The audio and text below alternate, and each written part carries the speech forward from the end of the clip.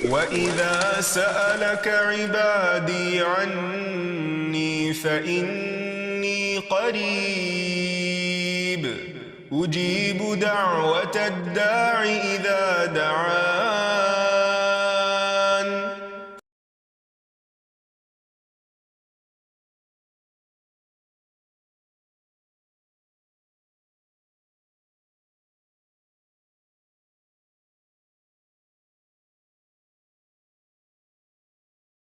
نحمده ونصلي على رسوله الكريم اما بعد فاعوذ بالله من الشيطان الرجيم بسم الله الرحمن الرحيم رب اشرح لي صدري ويسر لي امري واحلل عقدة من لساني يفقهوا قولي. ناظرین، پروگرام دعا کیجئے کے ساتھ آپ کی خدمت میں حاضر ہیں. آج ہم انشاءاللہ والدین کے لیے دعاؤں کے بارے میں بات کریں گے کہ ہم کس طرح ان کے لیے بہترین دعائیں کر سکتے ہیں، کیونکہ والدین وہ ہستی ہیں جن کے احسانات ہم پر سب سے زیادہ ہیں. ان کے احسانات کا بدلہ ہم چکا نہیں سکتے، لیکن ہاں ایک صورت ہے کہ ہم ان کے لیے زیادہ سے زیادہ دعائیں کریں، خصوصاً اس وقت جب وہ دنیا سے جا چکے ہوں اور ہم ان کے لیے کسی قسم کی کوئی جسمانی خدمت یا مالی خدمت یا کسی اور طریقے سے کوئی مدد ان کی نہ کر سکتے ہوں. اللہ سبحانہ وتعالیٰ کو دعا کرنا بہت پسند ہے. اللہ تعالیٰ فرماتے ہیں وَقَالَ رَبُّكُمُ ادْعُونِي أَسْتَجِبْ لَكُمْ، اور تمہارے رب نے فرمایا کہ مجھ سے دعا کرو، میں تمہاری دعا قبول کروں گا. تو اللہ سبحانہ وتعالیٰ نے خود ہمیں حکم دیا ہے کہ مجھ سے مانگو، تو ہمیں اللہ سبحانہ وتعالیٰ کی اطاعت کرتے ہوئے مانگتے رہنا چاہیے. اور ویسے بھی ایک اور آیت میں آتا ہے وَإِذَا سَأَلَكَ عِبَادِي عَنِّي، اور جب آپ سے میرے بندے میرے بارے میں پوچھیں، یعنی اللہ سبحانہ وتعالیٰ کے بارے میں کہ ہمارا رب کہاں ہے، ہم اس سے کیسے دعا کریں،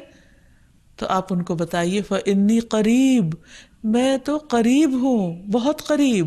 دور نہیں ہوں، بیچ میں کسی اور کو لانے کی ضرورت ہی نہیں، سب سے زیادہ تو میں ہی تمہارے قریب ہوں. اجیب دعوت الداعی اذا دعانی، میں پکارنے والے کی پکار کا جواب دیتا ہوں جب بھی وہ مجھے پکارتا ہے. دن کو پکارتا ہے یا رات کو پکارتا ہے، غم میں پکارتا ہے یا غصے میں پکارتا ہے، بھوک میں پکارتا ہے یا بیماری میں پکارتا ہے، جب بھی پکارتا ہے میں اس کی پکار سنتا ہوں. تب اس کو کیا چاہیے کہ فَلْيَسْتَجِيبُوا لِي، چاہیے کہ وہ بھی میری بات مانے. یعنی اگر وہ چاہتے ہیں کہ ان کی دعائیں سنی جائیں تو انہیں میری اطاعت کرنی چاہیے. وَلْيُؤْمِنُوا بِي، اور چاہیے کہ مجھ پر ایمان لائیں، مجھ پر اعتماد کریں، مجھے اپنا رب مان لیں. لعلہم یرشدون، شاید کہ وہ سیدھی راہ پائیں، ان کو صحیح راستہ مل جائے. ہوتا یہ ہے کہ جب انسان کی زندگی میں کوئی مشکل آتی ہے تو اس کے پیچھے کوئی مقصد ہوتا ہے، کوئی حکمت ہوتی ہے. اللہ سبحانہ وتعالیٰ اپنے بندے کو اپنے اور قریب کرنا چاہتا ہے، اس لیے وہ اس کو کسی نہ کسی ایسے دکھ، تکلیف یا پریشانی میں مبتلا کر دیتا ہے تاکہ بندہ اپنے رب کی طرف رجوع کرے، اس مشکل پر صبر کر کے اجر پائے، اللہ تعالیٰ کی طرف رجوع کر کے اور زیادہ دعا مانگے، کیونکہ دعا عبادت ہے. الدعاء هو العبادہ، اللہ سبحانہ وتعالیٰ کے نزدیک نہایت پسندیدہ. اس لیے ہمیں کثرت سے پکارتے رہنا چاہیے، اور جب بھی ہم دعا مانگیں تو اس سے پہلے اللہ تعالیٰ کی حمد و ثنا ضرور بیان کریں. ایک حدیث میں آتا ہے عبداللہ بن مسعود رضی اللہ عنہ کہتے ہیں کہ میں نماز پڑھ رہا تھا اور نبی صلی اللہ علیہ وسلم، ابو بکر اور عمر ایک ساتھ تھے. جب میں بیٹھا تو اللہ تعالیٰ کی حمد و ثنا بیان کی، پھر نبی صلی اللہ علیہ وسلم پر درود بھیجا، پھر اپنے لیے دعا کی تو نبی صلی اللہ علیہ وسلم نے فرمایا مانگو عطا کیا جائے گا، مانگو عطا کیا جائے گا. تو اس سے پتہ یہ چلتا ہے کہ دعا سے پہلے اللہ تعالیٰ کی حمد و ثنا بیان کرنا ضروری ہے. اللہ تعالیٰ کی حمد و ثنا کے بے پناہ کلمات ہیں، لیکن آج ہم ان کلمات میں سے ایک کلمہ جو اللہ تعالیٰ کو بے حد محبوب ہے وہ آپ کو بتاتے ہیں، جو نماز کے آغاز میں بھی پڑھا جاتا ہے، اور نماز کے علاوہ بھی اگر اللہ تعالیٰ کی حمد و ثنا کرنا ہو تو اس دعا کو پڑھ سکتے ہیں. سبحانک اللہم وبحمدک وتبارک اسمک وتعالی جدک ولا الہ غیرک. اے اللہ تو پاک ہے اپنی تعریف کے ساتھ، تیرا نام بڑا ہی برکت والا ہے، تیری بزرگی بلند و برتر ہے، تیرے علاوہ کوئی بھی الہ نہیں ہے۔ تو بہرحال والدین کے لیے دعا کرنے سے پہلے اللہ سبحانہ و تعالیٰ کی حمد و ثنا بیان کیجئے، پھر نبی صلی اللہ علیہ وسلم پر درود بھیجئے، اور پھر اپنے ماں باپ کے لیے دعائیں کیجئے، کیونکہ یہ اللہ تعالیٰ کا حکم بھی ہے، وَقُلْ رَبِّ ارْحَمْهُمَا كَمَا رَبَّيَانِي صَغِيرًا، اور آپ کہہ دیجئے اے میرے رب ان دونوں پر رحم کیجئے، یعنی والد پر بھی اور والدہ پر بھی، جیسے انہوں نے مجھے چھوٹا سا پالا تھا، بچپن میں پالا تھا، جب میں نہ خود کھا سکتا تھا نہ پی سکتا تھا اور نہ خود اپنے آپ کو صاف کر سکتا تھا، تو انہوں نے دن رات بغیر کسی وقفے کے میری خدمت کی۔ تو اے رب اب جب کہ وہ بڑے ہو گئے ہیں، وہ تیری رحمت کے محتاج ہیں، تو ان پر رحمت فرما اور ان کی مشکلات آسان فرما۔ پھر اسی طرح والدین اگر زندہ ہوں تو بھی دعا کی جائے، اور اگر وہ فوت ہو جائیں تو وہ اور بھی زیادہ دعاؤں کے مستحق ہو جاتے ہیں۔ جب برزخ میں والدین کا درجہ بڑھا دیا جاتا ہے، یعنی بلند کیا جاتا ہے، تو وہ پوچھتے ہیں کہ ہمیں درجے کی یہ بلندی کیوں کر حاصل ہوئی؟ تو انہیں بتایا جاتا ہے کہ یہ تمہاری اولاد کی دعا کی وجہ سے۔ ویسے بھی جب انسان فوت ہو جاتا ہے تو اس کے اپنے عمل کا سلسلہ ختم ہو جاتا ہے۔ 3 چیزیں مرنے کے بعد بھی فائدہ دیتی ہیں، جن میں سے ایک صدقہ جاریہ ہے، دوسرے ایسا علم جو انسان اپنے پیچھے چھوڑ جائے جس سے لوگ فائدہ اٹھائیں، اور تیسرے ولد صالح یدعو لہ، نیک اولاد جو اپنے والدین کے لیے دعائیں کرے، یعنی بیٹے کی دعا یا بچوں کی دعا اپنے والدین کے حق میں قبول ہوتی ہے، اس لیے خوب خوب دعائیں کرنی چاہیے۔ ہم دیکھتے ہیں کہ مختلف پیغمبر بھی اپنے رب سے اپنے والدین کے لیے دعائیں کرتے رہے ہیں، جن میں نوح علیہ السلام کی دعا ہے۔ وہ کہتے ہیں رب اغفر لی ولوالدی ولمن دخل بیتی مؤمنا وللمؤمنین والمؤمنات، اے میرے پروردگار مجھے بخش دے اور میرے والدین کو بخش دے، اور ہر اس شخص کو جو میرے گھر میں مومن کی حیثیت سے داخل ہوا ہو ان سب کو بھی بخش دے۔ اسی طرح ابراہیم علیہ السلام کی دعا ہے ربنا اغفر لی ولوالدی وللمؤمنین یوم یقوم الحساب، اے ہمارے پروردگار مجھے، میرے والدین اور تمام مومنوں کو اس دن معاف کر دینا جس دن حساب لیا جائے گا۔ پھر اسی طرح ہم دیکھتے ہیں کہ صحابہ کرام اپنے والدین کے لیے دعائیں کیا کرتے تھے، جن میں خاص طور پر حضرت ابو ہریرہ کا ذکر ملتا ہے کہ وہ ایمان لے آئے تھے لیکن ان کی والدہ مشرکہ تھیں، اور وہ نبی صلی اللہ علیہ وسلم کے بارے میں ایسے کلمات کہہ دیتی جس سے ان کو بہت تکلیف ہوتی۔ تو ایک مرتبہ اسی طرح کے کچھ کلمات سن کر وہ روتے ہوئے نبی صلی اللہ علیہ وسلم کے پاس آئے، کہنے لگے کہ یا رسول اللہ صلی اللہ علیہ وسلم آپ میری والدہ کی ہدایت کی دعا کیجیے۔ بہرحال آپ صلی اللہ علیہ وسلم نے ہاتھ اٹھا دیے، ان کے لیے دعا کی، اور جب حضرت ابو ہریرہ واپس گھر پہنچے تو ان کی والدہ اسلام قبول کر چکی تھی۔ حقیقت یہ ہے کہ والدین کے لیے خود بھی دعا کرنی چاہیے اور دوسروں سے بھی دعا کی درخواست کرنی چاہیے۔ پھر اسی طرح ہم دیکھتے ہیں کہ ایک مرتبہ ابو ہریرہ جب اپنے وطن پہنچے تو بڑی اونچی آواز میں کہا اماں جان السلام علیکی ورحمۃ اللہ وبرکاتہ۔ انہوں نے جواب دیا وعلیک السلام ورحمۃ اللہ وبرکاتہ۔ پھر ابو ہریرہ کہنے لگے اللہ تعالیٰ آپ پر رحم فرمائے جیسا کہ آپ نے بچپن میں میری پرورش فرمائی۔ ان کی والدہ نے جواب دیا اے میرے بیٹے تمہیں بھی اللہ تعالیٰ بہترین جزا دے اور تم سے راضی ہو جیسا کہ تم نے میرے ساتھ بڑھاپے میں نیک سلوک کیا۔ حقیقت یہ ہے کہ ہم پر انسانوں میں سے سب سے بڑا احسان ہمارے والدین کا ہے۔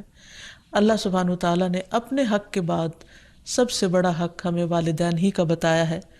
اللہ تعالیٰ نے بنی اسرائیل سے پکا عہد لیا تھا۔ قرآن مجید میں آتا ہے وَإِذْ أَخَذْنَا مِيثَاقَ بَنِي إِسْرَائِيلَ لَا تَعْبُدُونَ إِلَّا اللَّهَ وَبِالْوَالِدَيْنِ إِحْسَانًا، اور وہ وقت یاد کرو جب ہم نے بنی اسرائیل سے یہ پختہ عہد لیا کہ تم لوگ اللہ کے سوا کسی کی عبادت نہ کرو گے اور والدین کے ساتھ احسان کرو گے۔ تو حقیقت یہ ہے کہ والدین کے ساتھ احسان کرنا اس لیے ضروری ہے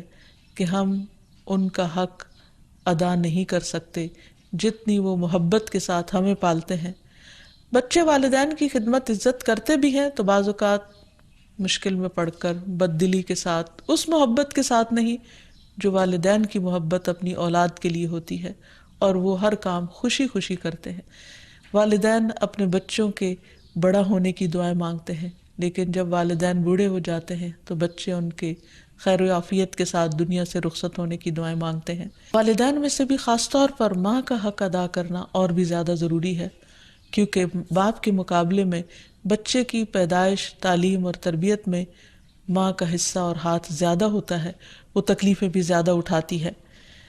اور والدین کے لیے دعائیں کرنے کے ساتھ ساتھ ان کے ساتھ ادب اور احترام کا سلوک بھی کرنا چاہیے، خواہ وہ مسلمان نہ بھی ہوں،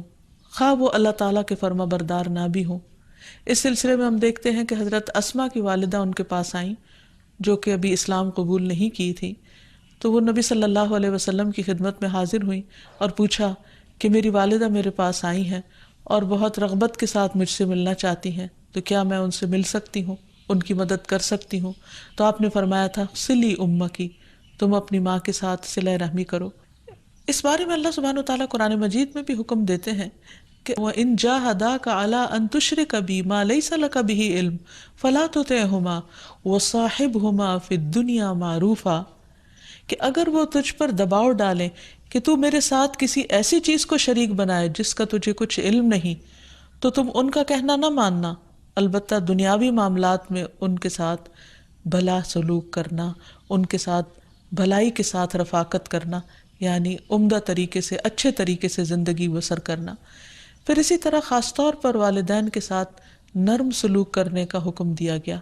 کیونکہ والدین جو عمر میں بڑے ہوتے چلے جاتے ہیں یا جس طرح ان کی قربانیاں زیادہ ہوتی ہیں تو وہ اپنی اولاد سے زیادہ ایکسپیکٹ بھی کرتے ہیں، تو انہیں بچوں کی طرف سے ملنے والی چھوٹی سی تکلیف بھی بہت ناگوار ہوتی ہے۔ تو اس لیے خاص طور پر ایکسٹرا کیئر کی ضرورت ہے والدین کے ساتھ معاملہ کرتے وقت، یعنی گفتگو میں بھی، پوسچر میں، رویے میں، معاملے میں، ہر چیز میں نرمی برتنے کی ضرورت ہے۔ اس سلسلے میں اللہ تعالیٰ فرماتے ہیں وَاخْفِضْ لَهُمَا جَنَاحَ الذُّلِّ مِنَ الرَّحْمَةِ وَقُلْ رَبِّ ارْحَمْهُمَا كَمَا رَبَّيَانِي صَغِيرًا، اور ان پر رحم کرتے ہوئے انکساری کے ساتھ ان کے آگے جھکے رہو اور ان کے حق میں دعا کرو کہ اے میرے رب ان پر رحم فرما جیسا کہ انہوں نے بچپن میں مجھے محبت اور شفقت کے ساتھ پالا تھا۔ اس سلسلے میں ہمیں ایک روایت میں یہ بھی ملتا ہے، عبداللہ بن مسعود کہتے ہیں کہ ایک شخص نے نبی صلی اللہ علیہ وسلم سے پوچھا کہ کون سا عمل سب سے افضل ہے؟ آپ نے فرمایا وقت پر نماز پڑھنا اور والدین کے ساتھ نیکی کرنا، پھر اللہ کے راستے میں جہاد کرنا، یعنی سب سے پہلا کام نماز، اور پھر انسانوں میں سے والدین کے ساتھ حسن سلوک۔ لیکن عام طور پر والدین کو اولاد کے ساتھ شکایت ہی رہتی ہے، کیونکہ بعض اوقات لوگ نماز بھی پڑھ لیتے ہیں، صدقہ خیرات بھی کر لیتے ہیں، لوگوں کے ساتھ اچھی طرح بھی معاملہ کر لیتے ہیں، لیکن والدین کے ساتھ ان کا وہ شفقت اور محبت کا معاملہ نہیں ہوتا جس کو وہ ڈیزرو کرتے ہیں۔ آپ دیکھیں کہ آیت میں کتنی تاکید کے ساتھ کہا جا رہا ہے کہ وَاخْفِضْ لَهُمَا جَنَاحَ الذُّلِّ، کہ تم اپنے پر یعنی اپنے کندھے ان کے سامنے عاجزی اور انکساری کے ساتھ جھکا کے رکھو، یعنی جب ان کے سامنے بیٹھو یا کھڑے ہو یا بات کرو تو اس وقت بھی تمہارے اندر ایک خاص قسم کا جھکاؤ ہونا چاہیے۔ پھر اسی طرح یہ ہے کہ والدین کو اف تک کہنے کی اجازت نہیں۔ بعض اوقات انسان کا اپنے والدین کے ساتھ ڈس ایگریمنٹ ہو جاتا ہے، کسی بات پر اختلاف ہو سکتا ہے، وہ دین کا معاملہ ہو سکتا ہے، وہ دنیا کا معاملہ ہو سکتا ہے، وہ سوچ کا فرق ہو سکتا ہے، وہ جنریشن گیپ ہو سکتا ہے، وہ کوئی بھی چیز ہو سکتی، لیکن اس میں اولاد کو یہ حق نہیں دیا گیا کہ وہ والدین کے ساتھ بدتمیزی کرے۔ ہمارے دین نے ہمیں یہ سکھایا ہے کہ وَلَا تَقُلْ لَهُمَا أُفٍّ وَلَا تَنْهَرْهُمَا، کہ تم ان کو اف تک نہ کہو اور ان سے ڈانٹ کر بات نہ کرو، وَقُلْ لَهُمَا قَوْلًا كَرِيمًا، اور ان کے ساتھ جب بات کرو تو بہت عزت کے ساتھ کرو، احترام کے ساتھ کرو۔ پھر اسی طرح ان کے ساتھ سختی سے بات نہ کی جائے، ان کا نافرمان نہ بنا جائے، جیسے اللہ سبحانہ وتعالیٰ نے یحییٰ علیہ السلام کو یہ حکم دیا تھا، یا یحییٰ خذ الکتاب بقوہ وآتیناہ الحکم صبیا وحنانا من لدنا وزکاة وکان تقیا وبرا بوالدیہ ولم یکن جبارا عصیا۔ اللہ تعالیٰ نے یحییٰ علیہ السلام کو بچپن میں ہی حکم دیا کہ اے یحییٰ، کتاب کو یعنی تورات کو مضبوطی سے پکڑ لو، اس پر مضبوطی سے عمل پیرا ہو جاؤ. اور ہم نے اسے بچپن میں ہی قوت فیصلہ عطا کی، اور ہم نے اسے اپنی مہربانی سے نرم دل اور پاک سیرت بنایا، اور وہ فی الواقع پرہیزگار تھے اور اپنے والدین سے ہمیشہ اچھا سلوک کرتے تھے. یہ قرآن مجید کی گواہی. اور کسی وقت بھی جابر اور نافرمان نہ ہوئے، یعنی انہوں نے کبھی بھی اپنے والدین کے ساتھ بدتمیزی نہیں کی، سختی نہیں کی، بد اخلاقی نہیں کی. پھر اسی طرح والدین کی نافرمانی کو حرام بھی قرار دیا گیا. حدیث میں آتا ہے کہ ان اللہ حرم علیکم عقوق الامہات، اللہ نے تم پر ماؤں کی نافرمانی کو حرام قرار دیا ہے. پھر اسی طرح ایک اور حدیث میں آتا ہے کہ اللہ تعالیٰ کی رضامندی باپ کی رضامندی میں ہے، اور اللہ کی ناراضگی باپ کی ناراضگی میں ہے. اس لیے والد کا حق ادا کرنا بھی ماں کے ساتھ ساتھ بہت ضروری ہے، اور والدین کا حق ادا نہ کرنا کبیرہ گناہوں میں شمار ہوتا ہے. اور کبیرہ گناہ وہ ہیں کہ جن پر اگر انسان توبہ کیے بغیر مر گیا تو قیامت کے دن سخت پکڑ ہوگی. اور اسی طرح والدین کو رلانا بھی کبیرہ گناہ ہے، ان کو گالی دینا کبیرہ گناہ ہے. پھر اسی طرح والدین تو وہ ہستی ہیں کہ جن کے لیے دعاؤں کے ساتھ ساتھ ان کی طرف سے صدقہ خیرات کرنا بھی خصوصاً ان کے زندگی کے بعد بہت فائدہ مند ہے. انسان کو اگر زندگی میں کچھ مشکل پیش آئے، اپنے بچوں کی طرف سے کوئی پریشانی ہو، یا اپنی صحت کی طرف سے، یا کاروبار اور روزگار میں اگر کوئی پریشانی ہو، تو اس وقت انسان کو اپنے والدین کے ساتھ حسن سلوک کرنا چاہیے. یہ ان نیکیوں میں سے ہے جس کی وجہ سے انسان کی مشکل بہت جلد حل ہو جاتی ہے. اور خصوصاً صدقہ دیتے وقت والدین کی طرف سے، یعنی ان کو ثواب پہنچانے کی نیت سے صدقہ کیا جائے. اس سلسلے میں ہم دیکھتے ہیں ایک آدمی نے نبی صلی اللہ علیہ وسلم سے عرض کیا، میرے والد فوت ہو گئے ہیں اور انہوں نے مال چھوڑا ہے لیکن وصیت نہیں کی، تو کیا میں ان کی طرف سے صدقہ کروں تو ان کے گناہ معاف کر دیے جائیں گے؟ آپ نے فرمایا ہاں. اسی طرح حضرت عائشہ سے روایت ہے کہ ایک آدمی نبی صلی اللہ علیہ وسلم کے پاس آیا اور عرض کی کہ یا رسول اللہ، میری والدہ بغیر وصیت کے فوت ہو گئی ہیں، اور میرا گمان ہے کہ اگر وہ بات کرتی تو صدقہ کرتی، اگر میں ان کی طرف سے صدقہ کروں تو کیا ان کو اجر ملے گا؟ آپ نے فرمایا کہ ہاں. پھر اسی طرح والدین کے اگر روزے رہتے ہوں تو ان کے قضا روزے ادا کیے جا سکتے ہیں. اگر وہ حج نہ کر پائے ہوں تو ان کی طرف سے حج بدل کیا جا سکتا ہے، یہ ان کے لیے ایک بہت بڑا احسان ہوگا. پھر اسی طرح ان کی نظر پوری کی جا سکتی ہے کہ اگر انہوں نے زندگی میں کسی سے کوئی وعدہ کیا ہو اور وہ اسے پورا نہ کر سکے ہوں، اللہ تعالیٰ کے لیے کوئی نظر مانی ہو اور اسے پورا نہ کر سکے ہوں، تو اس کو ادا کر دیا جائے. تو خلاصہ یہ ہے کہ انسان اپنے والدین کے ساتھ جو احسان کر سکتا ہے، اس میں جب وہ زندہ ہوں تو ان کا دل خوش کرے، ان کی خدمت کرے، ان پر اپنا مال خرچ کرے، ان کی اطاعت اور فرما برداری کرے، خواہ وہ اللہ کے فرما بردار ہوں یا نہ ہوں، ان کے ساتھ حسن سلوک کرتا رہے. جب وہ فوت ہو جائے تو ان کی طرف سے صدقہ خیرات کرے، والدین کے دوستوں کے ساتھ حسن سلوک کرے، اور اس کے ساتھ ساتھ ان کے لیے خوب خوب دعائیں کرے. اور خصوصاً یہ مختصر سی دعا جو اللہ سبحانہ وتعالیٰ نے خود حکم دیا کرنے کو، رب ارحمہما کما ربیانی صغیرا، اس دعا کی خوب خوب تکرار کرے اور ان کی بخشش کی بھی دعا کرے. اور آخر میں ہم سب دعا کرتے ہیں اپنے والدین کے لیے کہ اللہ تعالیٰ ان پر اپنی رحمتیں فرمائے اور ان کو اپنا پسندیدہ بنا لے، اور اگر وہ دنیا سے جا چکے ہیں تو انہیں جنت میں اعلیٰ مقامات عطا فرمائے. وآخر دعوانا ان الحمد للہ رب العالمین. السلام علیکم ورحمۃ اللہ وبرکاتہ. بدعائك رب شقيا